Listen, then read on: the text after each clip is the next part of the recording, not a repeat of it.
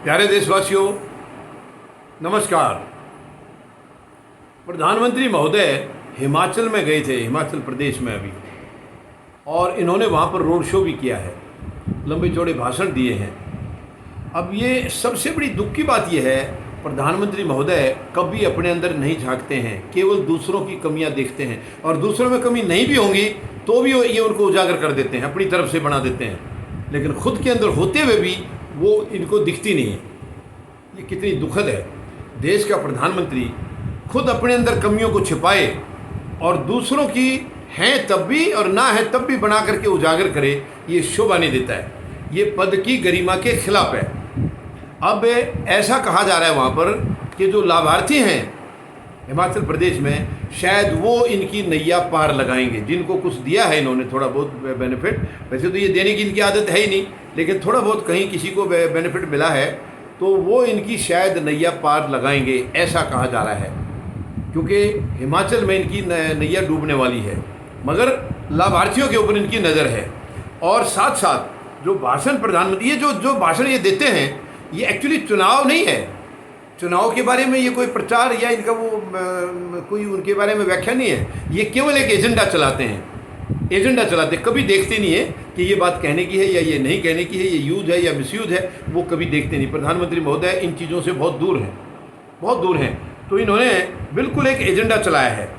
और साथ ही कल जो किसान सम्मान निधि एक इन्होंने शुरू कर रखी है 19 के चुनाव से पहले, जो 2000 रुपये 4 महीने में किस्त देते हैं, और ये एक बार घोषणा कर दी, वो अपने आप उनके खाते में जाती रहेगी, मगर हर किस्त को ये खुद रिलीज करते हैं ताकि फिर उनको बताया जा सके किसान को, देखो हमने ये 2000 रुपये आपको फिर दे दिया है, ध्यान रखना, आपने वोट हमारी देनी है, ख्याल रखना। ये उनको इनडायरेक्टली ये उसको याद दिला रहे हैं किसान को कि मैं, देखिए यार 4 महीने हो गए हैं, मैं फिर आपकी किस्त जारी कर रहा हूँ, मगर आप भूलना नहीं है, बटन हमारा ही दबाना है। ये बहुत गलत बात है प्रधानमंत्री महोदय। आप इसका मतलब ब्लैकमेल कर रहे हैं किसान को। आप हर चौथे महीने आकर के क्यों आप खुद किस्त को जारी करते हैं? सरकार का एक आदेश हो गया है, वो सिस्टम उनको भेजता रहेगा अपने आप टाइम से। आपको जारी करने का मतलब क्या हो गया? आप उनके घरों में दे के आ रहे हैं क्या? क्यों उसको हर चौथे महीने आप ताज़ा करना चाह रहे हैं, बेवकूफ़ बना रहे जनता को? ये बहुत ही छोटी सोच है, छोटी सोच है, एक प्रधानमंत्री के लेवल की सोच नहीं है ये। अच्छा, इसके अलावा प्रधानमंत्री ने कहा है अब तक केवल वोट बैंक की राजनीति हो रही थी बाकी पार्टियों की। प्रधानमंत्री महोदय, आप क्या कर रहे हैं? क्या ये वोट बैंक की राजनीति नहीं है?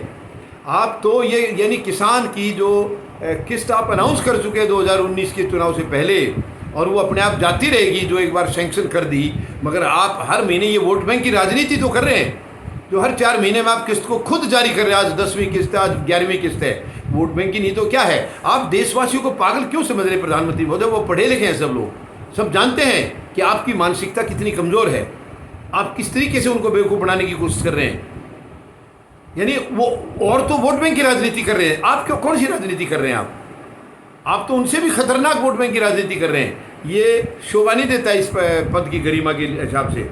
और इसके अलावा यानी प्रधानमंत्री महोदय कहते हैं कि नहीं, हम तो केवल बेनिफिट दे रहे हैं जनता को, हम वोट बैंक की राजनीति नहीं कर रहे हैं, हम उनको बेनिफिट दे रहे हैं। इसके अलावा यानी फिर दोहराया है इन्होंने जो शुरू में कहा करते, शुरू में भी कहा था मुझे प्रधानमंत्री मत चुनो, मुझे प्रधान सेवक चुन लो। अब फिर हिमाचल में दोहराया है, मैं प्रधानमंत्री नहीं हूँ, मैं प्रधान सेवक हूँ। बिल्कुल आप सही करें प्रधानमंत्री महोदय, प्रधानमंत्री आप हैं ही नहीं, क्योंकि आप प्रधानमंत्री होते तो देश का भला करते। आप प्रधानमंत्री नहीं है। प्रधानमंत्री आपने इनडायरेक्टली मानसिक तौर पर किसी और को मान रखा है, उद्योग घरानों को मान रखा है। देश को तो वो चला रहे हैं, आप थोड़ी चला रहे हैं। और आप प्रधान सेवक बोलते हैं। प्रधान सेवक होगा तो वो कितनी रक्षा करेगा? कोई सेवक अपने मालिक की चीज़ की कभी उसका नुकसान नहीं होने देता है, उसका हिफाजत करता है। आप कितनी हिफाजत कर रहे हैं देश की और देशवासियों की? ये बहुत ही दुखद है, बहुत ही दुखद है। प्रधानमंत्री महोदय की जो मानसिकता है वो इतनी है। फिर इन्होंने सैनिकों के बारे में बोला है कि मैं सैनिकों का बहुत सम्मान करता हूँ। प्रधानमंत्री महोदय, ये दिखाई दे रहा है आप सैनिकों का कितना सम्मान करते हैं। इन्होंने बोला मैंने 1 रैंक 1 पेंशन, और किसी ने नहीं दिया, मैंने दिया। ये बात ठीक है, आपने दिया है, लेकिन आपने उसको लंगड़ी करके दिया है, अधूरी करके दिया है आपने, टांग काट के। और उसके बाद आज 6 साल से आंदोलन चल रहा है, 6 साल से भी ज़्यादा समय हो गया है, वहाँ सैनिकों का आंदोलन चल रहा है। और आप लोगों की ये उनको जवाब है कि जो देना था दे दिया, अब नहीं देंगे, बैठो, कब तक बैठेंगे। क्या ये सम्मान है प्रधानमंत्री महोदय? ये आप सैनिक का सम्मान कर रहे हैं? इसी को सम्मान बोलते हैं आपकी भाषा में। दूसरी बात, आप सैनिक का कितना सम्मान करते हैं इससे भी जाहिर हो रहा है। पुलवामा हमले की जांच आज तक नहीं हुई है। पुलवामा में वो जो शहीद हुए थे 44 जवान, उसमें साजिश थी या वो अचानक हमला था? इसका जवाब कौन देगा प्रधानमंत्री महोदय? आज तक आपने जवाब नहीं दिया। आपने उन शहीदों के नाम से 2019 के चुनाव में वोट मांगे थे। कितनी शर्म की बात थी। अगर आपको शहीद के परिवारों से वोट चाहिए थे तो शहीद के परिवारों से उम्मीदवार उतारना था, क्योंकि आपने नहीं उतारा है और आप उनके नाम से वोट मांग रहे थे। ये बेशर्मी की निशानी है। मैं आपको और क्या कहूँ। पीएम की एक गरिमा होती है, लेकिन आप खुद करें पीएम आप है ही नहीं। पीएम आप है ही नहीं, इसलिए गरिमा कहाँ है? गरिमा तो आपने तार तार कर दी। लेकिन ये बहुत ही गंदी हरकत है जो इस किस्म की बात कहे कि ये शहीदों के नाम से वोट मांगे। आप उनकी लाशों पर खड़े होकर के आपने वोट मांगे थे। ये शर्म की बात है, डूब मरने की बात है ये देश के लिए। बहुत ही तकलीफ की बात है। तो मेहरबानी करके एजेंडा बंद करो प्रधानमंत्री महोदय।